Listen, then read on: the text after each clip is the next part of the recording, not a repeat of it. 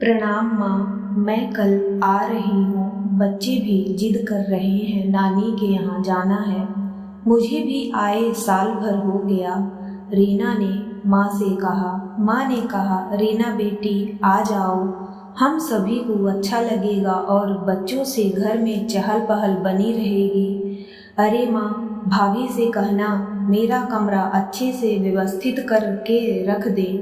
माँ ने कहा, अरे सीमा, नीलम बेटी का फ़ोन आया था, वो कल आ रही है, उसका कमरा व्यवस्थित कर देना। तुम तो उसका स्वभाव जानती हो सीमा। रीना का स्वभाव अच्छे से जानती थी। रीना का विचार कुछ अलग ही है। उसे हर चीज़ समय पर व्यवस्थित चाहिए रहती है। किसी भी चीज़ की कमी उसे पसंद नहीं। अपने बच्चों की भी तो बहुत ज़्यादा केयर करती हैं। रीना बच्चों सहित आ गई। भाई शुभम स्टेशन लेने चला गया था। रीना घर पहुंची और माँ के गले लगकर उसने हाल चाल पूछने लगी। सीमा तुरंत पानी का ग्लास लेकर आई और रीना से उसका हाल चाल पूछने लगी। तभी सीमा की बेटी खुशी बुआ के पास आकर बैठ गई और पूछा, बुआ मेरे लिए क्या लेकर आई हो? रीना ने सूटकेस खोला और एक सुंदर सा ड्रेस खुशी के हाथों में दे दिया। खुशी ड्रेस पाकर बहुत खुश हो गई। बच्चे आपस में खेलते हुए मस्ती करने लगे। तभी रीना ने कहा, सीमा भाभी, हमारा कमरा व्यवस्थित है ना? पिछली बार आई थी तो कूलर काम नहीं कर रहा था। गर्मी में पंखे में ही सोना पड़ा था।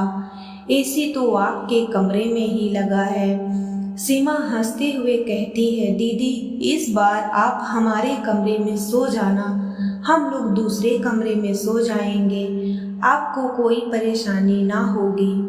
माँ जी सब सुन रही थी। उन्होंने तुरंत रीना से कहा, अरे बिटिया, शुभम ने नया कूलर लगा दिया है, आराम से रहना। अरे माँ, मैं तो भाभी से यूं ही मजाक कर रही थी, रीना ने कहा सीमा से। जानती थी रीना हर बात में उसे ताना मारती है, पर वह चुप रहती। वो चाहती थी कि रीना दीदी जितने दिन रहें खुश रहें, उन्हें किसी बात की तकलीफ ना हो, क्योंकि अब पिताजी भी नहीं रहे। उन्हें पिता की कभी कमी महसूस ना हो। सीमा हर तरह से खुश रखने की कोशिश करती। शुभम बाजार जाकर काफ़ी सारा घर का किराना और बच्चों के लिए चॉकलेट मिठाई लेकर आया। एक दिन दोपहर के वक्त सब खाना खा रहे थे और सीमा गरम पूरी तल रही थी। तब माँ जी ने कहा, बहू तुम सबके साथ खाना खाने बैठ। रीना ने कहा, भाभी को करने दीजिए माँ, आप आराम करिए, आपकी उम्र हो गई है। रीना आराम के दिन गुजार रही थी। शुभम भी छुट्टी के लिए सपरिवार घुमाने और होटल ले जाता। एक दिन बातों ही बातों में रीना ने पूछ लिया, भाभी मायके नहीं जा रही? जवाब देते हुए सीमा ने कहा, मैं तो अभी जाने ही वाली थी, क्योंकि मेरे पिताजी की तबीयत ठीक नहीं चल रही है, पर आपका फ़ोन आ गया सो मैंने जाना कैंसिल कर दिया।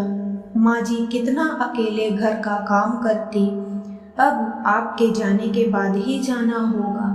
अच्छा किया भाभी, आपने जो मायके नहीं गए। ससुराल से तो मैं थकी हारी आती हूँ, फिर मायके में तो पूरा आराम चाहिए ना, वरना मैं नहीं आती।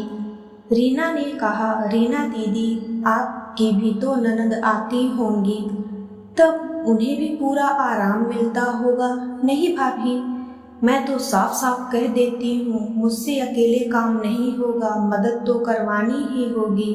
इतने लोगों का खाना मैं अकेले कैसे बना सकती हूँ? रीना हाथ हिलाते हुए बोली।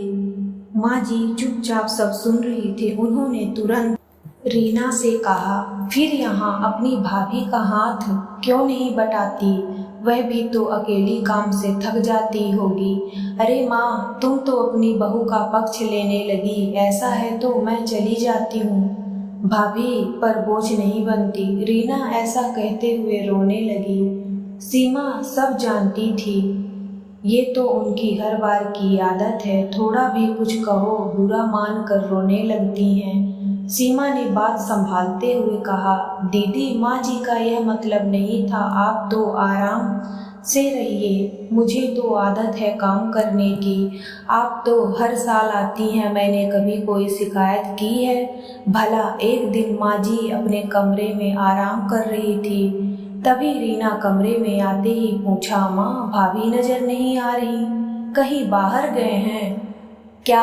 हाँ रीना, बहू कह कर गई है कुछ देर में आ रही हूँ, कुछ काम से गई होगी, माँ ने बताया। रीना ने कहा, माँ तुम्हारा गला कैसे खाली है, चैन अपनी कहीं भाभी ने तो नहीं रख ली? माँ जी कुछ कहने ही जा रही थी कि इतने में सीमा कमरे में दाखिल होते वह कहती है, माँ जी आपकी चैन, मेरी चैन कुछ दिनों पहले टूट गई थी, सो बहू उसे ठीक करवा कर ले आई।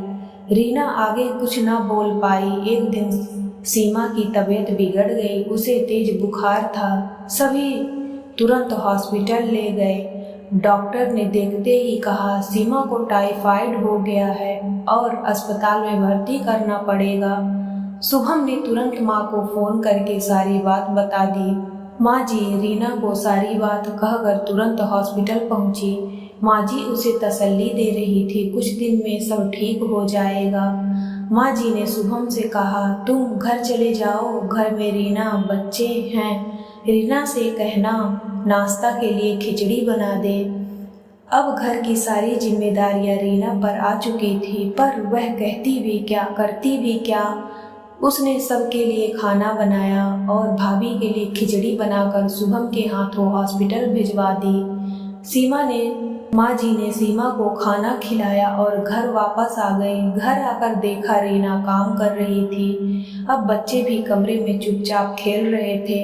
माँ के आते ही रीना ने पूछा, भाभी की तबीयत कैसी है? माँ जी ने कहा, काफी कमजोर हो गई है, कुछ दिन हॉस्पिटल में रखना पड़ेगा।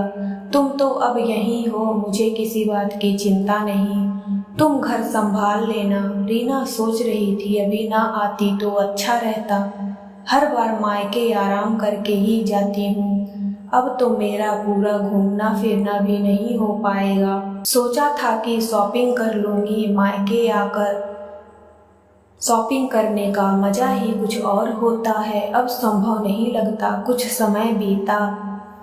आज सीमा घर आ चुकी थी, उसे काफी कुछ ठीक लग रहा था। डॉक्टर ने आराम के लिए कहा था।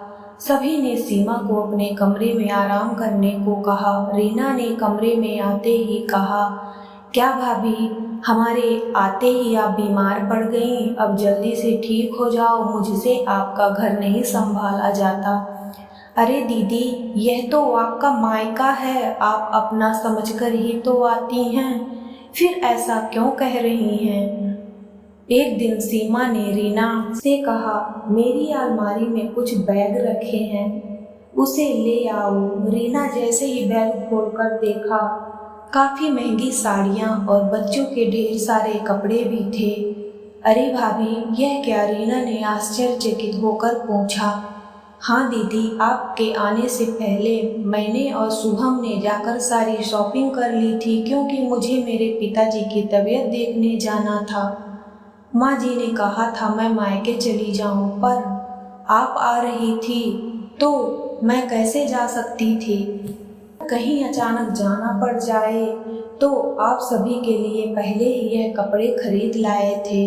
रीना अपने आप को शर्मिंदा महसूस कर रही थी। रीना सीमा के गले लग रोने लगी।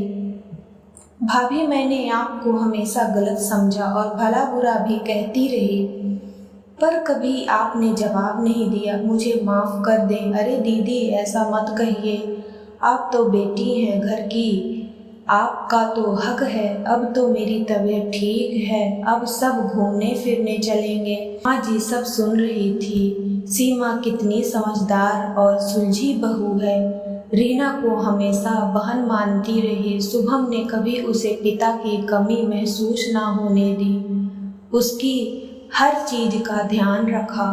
रीना ने अपनी भाभी को कभी वह महत्व नहीं दिए जिसकी वह हकदार थी। सीमा जैसे ही काम करने जा रही थी, रीना ने हाथ पकड़े हुए कहा, भाभी जब तक आप पूरी तरह से ठीक नहीं हो जाती मैं किचन संभाल लूंगी, मैं अभी काफ़ी दिन रुकने वाली हूँ। सीमा ने कहा, रीना दीदी आपकी जब इच्छा हो आप तब आ जाना।